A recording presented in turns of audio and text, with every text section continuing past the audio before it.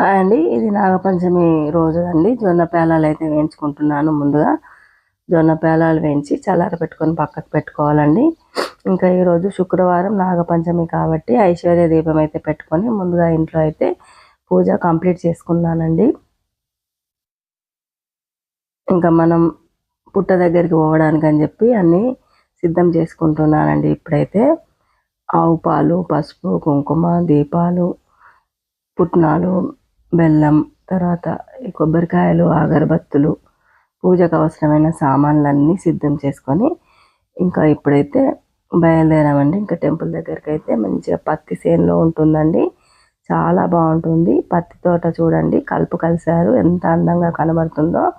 ఆ నల్లరేగడి మట్టి వానకు తడిసి ముద్దయిందండి. పాదం పెడితే మనసు ఎంతో పులకింతగా ఉందండి. ఇంకా మేము అమ్మవారి దర్శనం చేసుకొని కంకణాలు అన్నీ కట్టుకొని ఇంకా తీర్థ ప్రసాదాలన్నీ తీసుకొని ఇంకా పుట్ట దగ్గరికి అయితే వెళ్ళామండి.